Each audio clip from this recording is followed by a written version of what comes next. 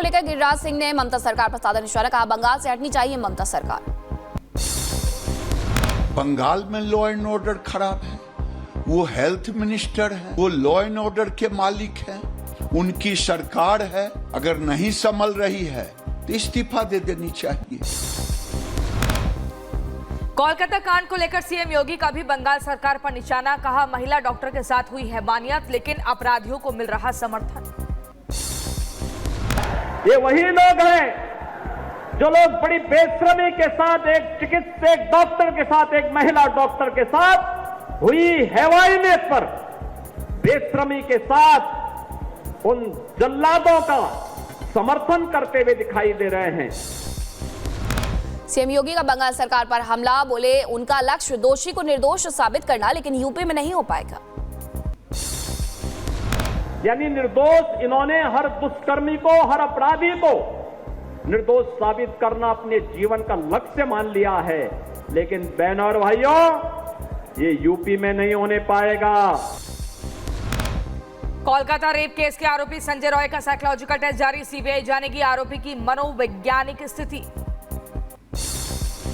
आरजीकर अस्पताल के पूर्व प्रिंसिपल संदीप घोष से फिर हुई पूछताछ, पहले भी 2 बार कई घंटों तक हुई है पूछताछ। कोलकाता के आरजीकर अस्पताल में तोड़फोड़ करने वाले अब तक 30 लोग गिरफ्तार हुए, 2 संदिग्धों की भी पहचान हुई। कोलकाता रेप और मर्डर मामले में पुलिस ने दर्ज किए 2 केस, गलत सूचना और पहचान देने पर 2 डॉक्टरों की समन।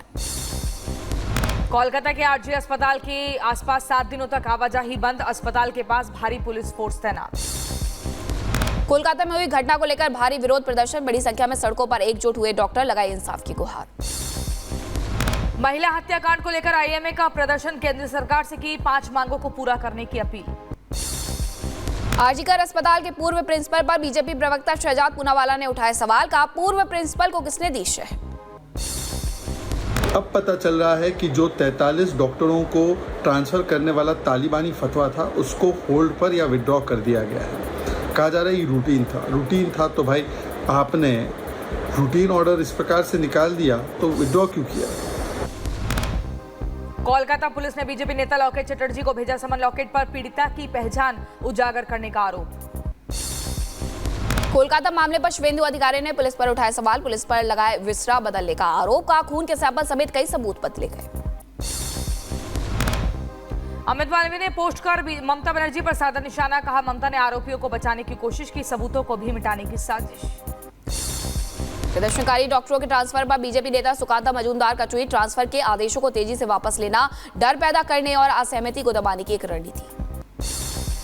सिक्किम में भी कोलकाता कांड को लेकर ममता सरकार के खिलाफ प्रदर्शन, डॉक्टरों ने घटना पर विरोध जताया। उत्तर प्रदेश के शाहजहांपुर में भी कोलकाता मामले पर डॉक्टरों का प्रदर्शन देखने को मिला, हड़ताल पर बैठे डॉक्टर, ओपीडी सेवाएं पूरी तरह से बंद। उत्तर प्रदेश के रामपुर में कोलकाता कांड के विरोध में सड़क पर उतरे डॉक्टर, आरोपियों का फांसी की सजा देने की मांग करते हुए मार्च निकाला। अमित शाह का सीएए को लेकर कांग्रेस पर हमला, कहा कांग्रेस ने किया था नागरिकता देने का वादा, लेकिन वोट बैंक के लिए केवल तुष्टीकरण की राजनीति की।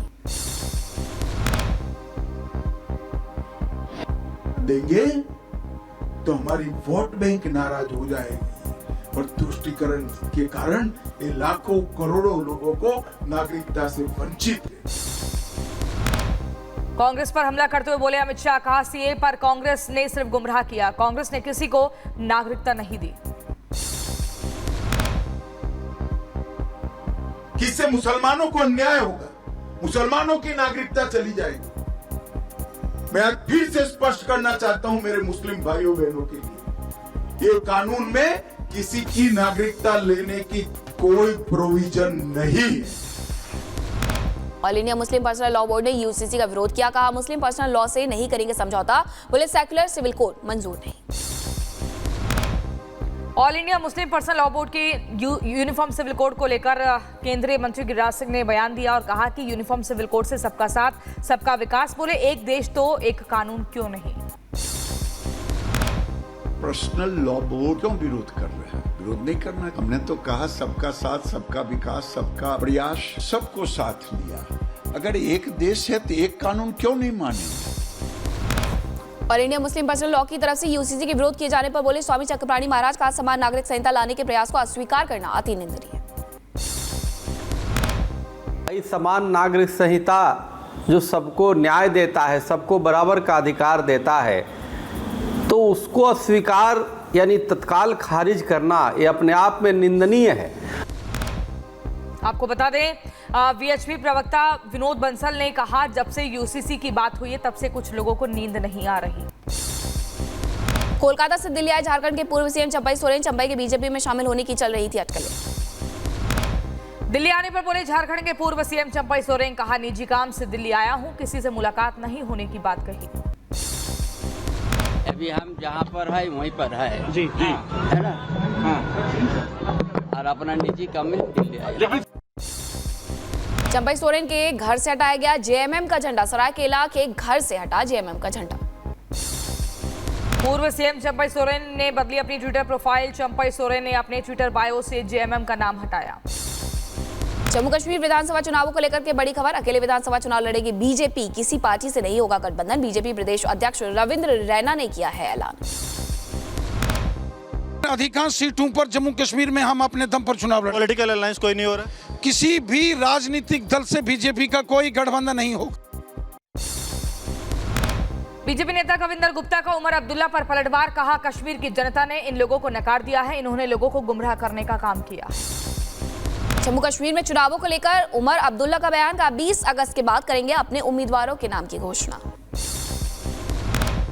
मैं थोड़ा सा टाइम दे दीजिए ना, हम अपनी तैयारी कर रहे हैं। 20 तारीख को नोटिफिकेशन जो है पहले फेज की जारी होगी।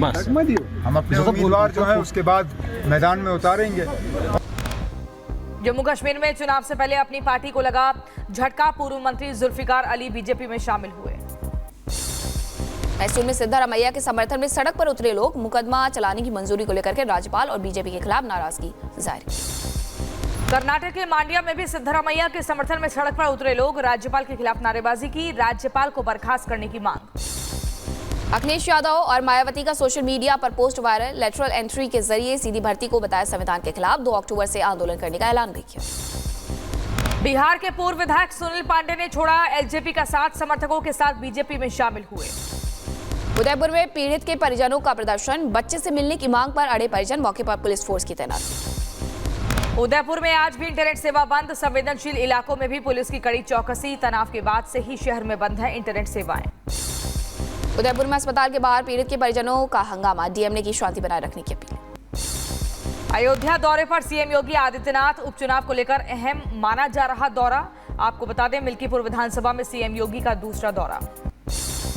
सीएम मोहन यादव ने रक्षाबंधन उत्सव कार्यक्रम में शिरकत की, महिलाओं ने तिलक लगा करके राखी बांधी।